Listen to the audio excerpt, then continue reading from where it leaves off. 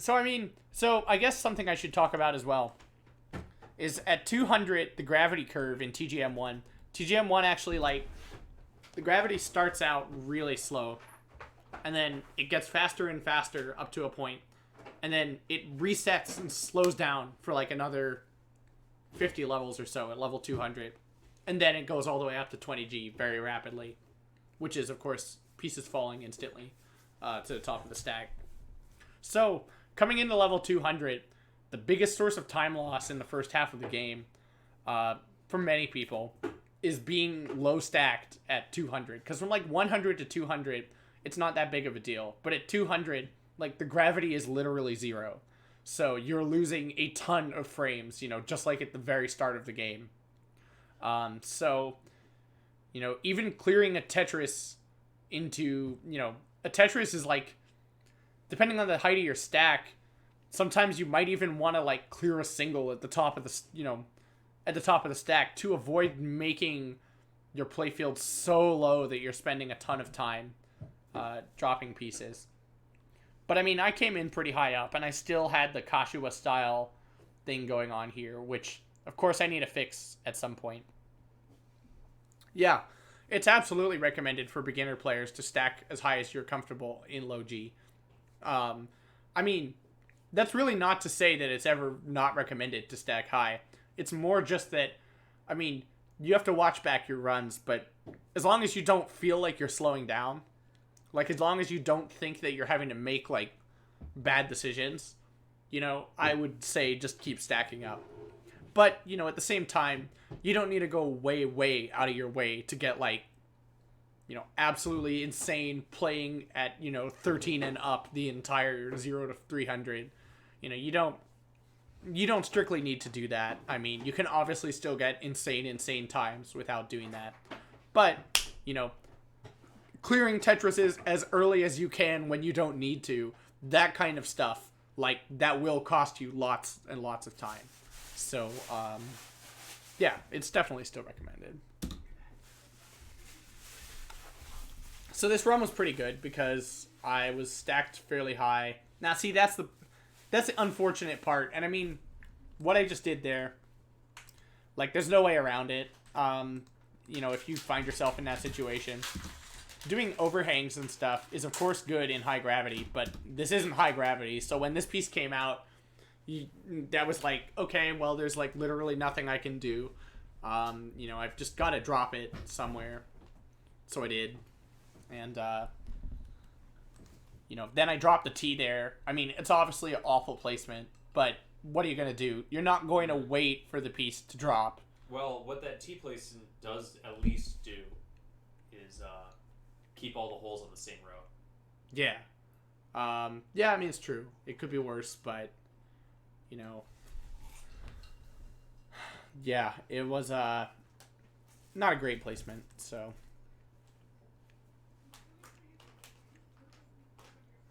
I tried to skim it down with a double, but it didn't really go.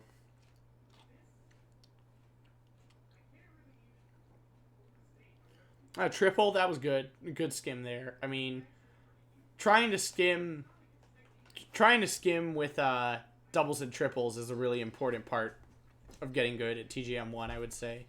And if you watch like the sub 9 videos, they all do tons of that. Because skimming with singles, even if you're trying to skim to set up that was a bad play, actually. I think that was one of the ones I noted. Yeah. I mean, I don't really want to say bad because it actually wasn't that bad. But, so right here, what I should have done, well, maybe I should have put that on the right, but actually that wouldn't have been a good move because then I would have, like, blocked off my stack again. What I should have done here is initial counterclockwise rotated this L block into columns 8 and 9, or 9 and 10 here. Because that would mean that 9 and 10 have, they're 4 high, right? Like 10 is 4 high, so whatever my next clear is, if I clear a Tetris here, it opens this up again. And it's a Tetris instead of like a double or triple, which is better for time attack, of course. Because again, we're trying to minimize the amount of total line clears. Like the total individual line clear animations played. So that, I mean, I cleared a double there with it, you know, which is not bad. But that wasn't a good idea. How are you able to fill overhangs so easily without locking the piece in place too early? That's a good... I'm not even entirely sure what you mean by that. Because, I mean, usually when I do an overhang, I don't even lock until the piece is, like, already in place. Like, I know that the last move that I did is usually a rotation that gets it into place. If it's a one that's not a rotation into place, then I do mess it up sometimes. You know, but I usually take it pretty conservatively, because chances are, if I'm in a situation where I'm doing an overhang, it's not ultra fast anyway. Yeah, I mean, if this was TGM2, you know, I could have Sonic dropped and rotated the T. Oh, how are you able to fill low overhangs at low gravity?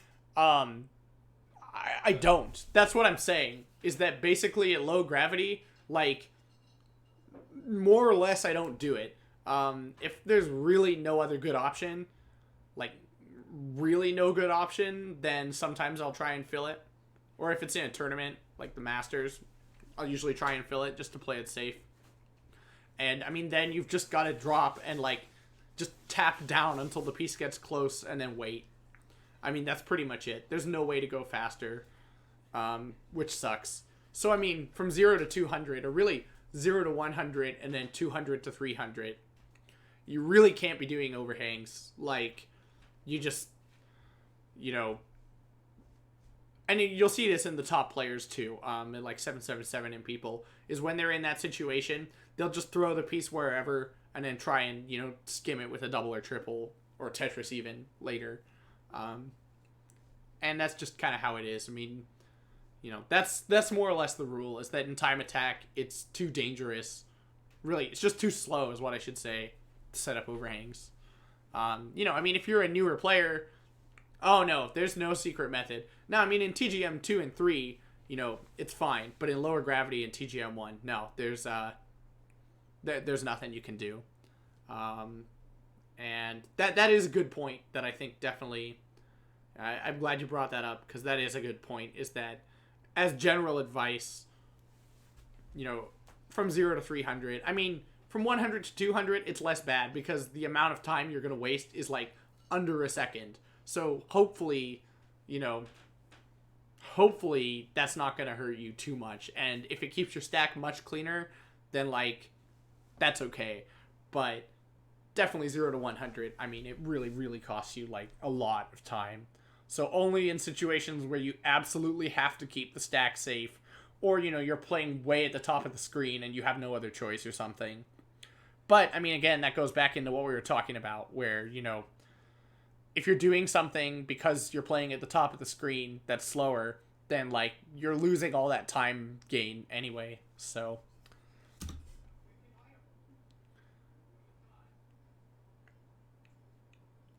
Yeah, I mean, you know...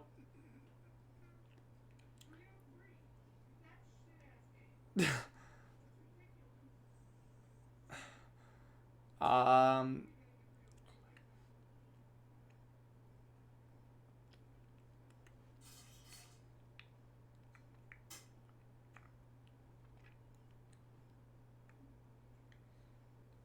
these old Kevin DDR stream VODs are hard to watch. Okay,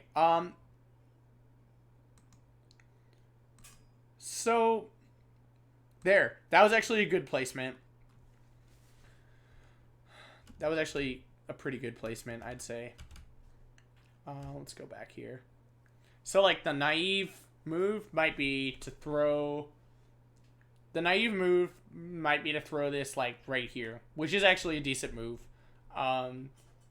Because then, if you get an S later on, you know, you can throw it right here, and then skim a triple, which is, of course, really good.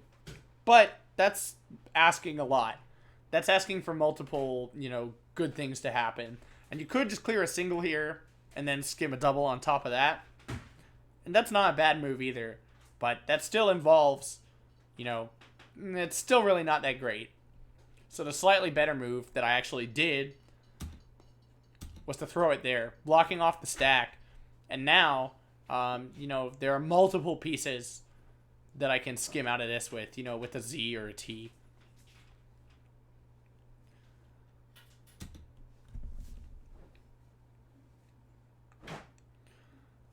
So that was a good play.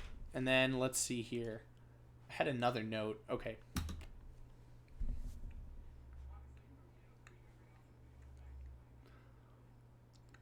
That was a good overhang setup, but then I blew it. So, like, and I mean, that was clearly just in the moment, me not thinking. If we go back here. This is a good overhang setup. That's great placement because, you know, then I can use an O block to fill this, ideally. And I mean, there's a pretty nice stack over here, so I'm pretty safe to wait for a while for an O block. You know, and then clear a Tetris or something. And we can just kind of ignore this bottom. I mean, it doesn't matter. You know, we don't need to, like, go out of our way to clean that up or anything right now. Or really ever. I mean, if I played the rest of the game not clearing it, if it meant that I could keep playing faster, then whatever. You know, it's not really a big deal.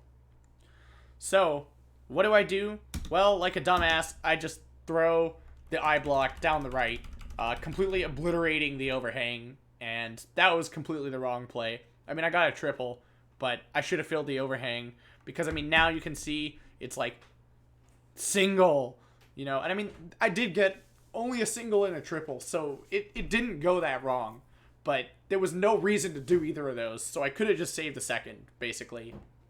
Again, another 2 singles. I mean, ugh. That's 2 seconds gone, basically. I mean, that's frustrating. You know, and those are the kind of things that you might only realize. That good overhang setup again there, by the way. That was solid.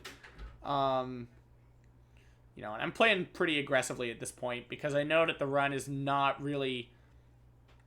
That wasn't really... Now, actually, it's probably something better I could have done there.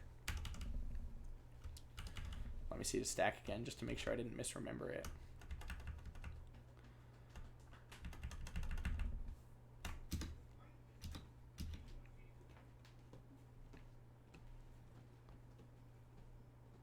Nah, there wasn't anything better. Never mind. I mean, that was even that wasn't a great play. There was really no reason... Like, right here, I mean, clearly I was just, maybe I was nervous or maybe just not paying attention or something, but I absolutely should have just dropped this I vertically in column 6, or, I mean, possibly column 7, but I would say, probably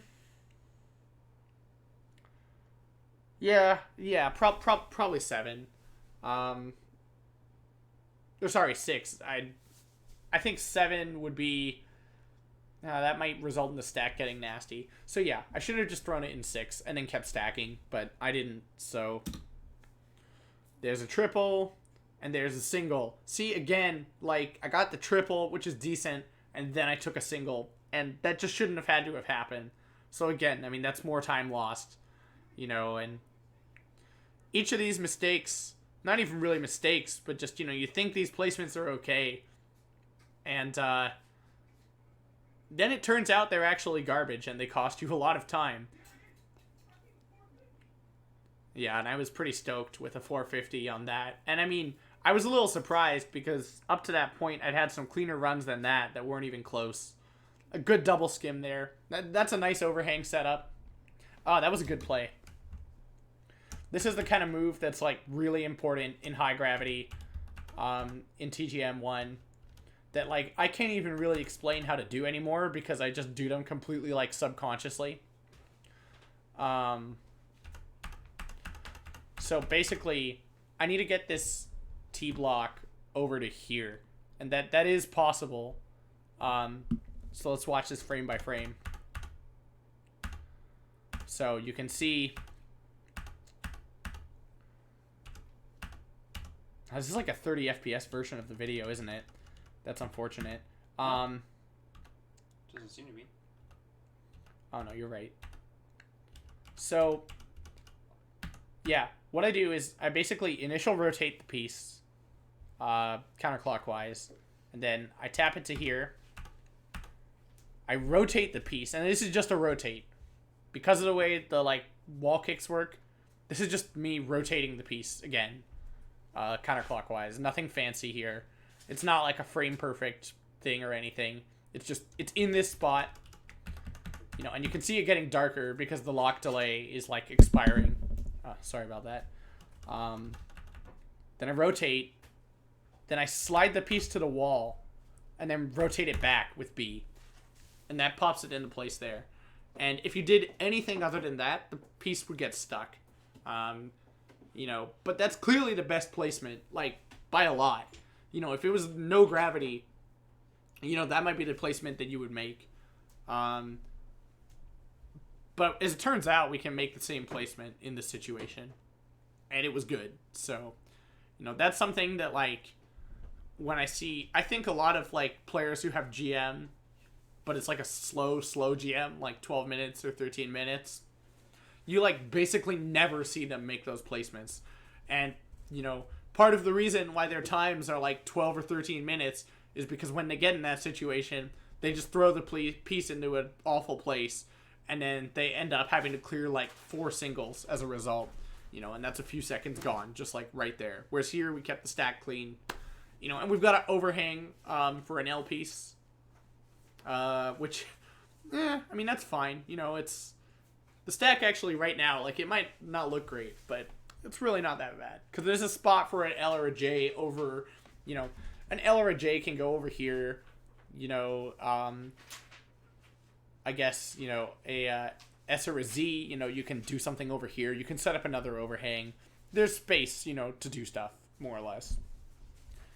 And I mean, there. So it worked out perfectly. And, you know, if you didn't know how to do that move, you just wouldn't have been able to keep the stack clean, period.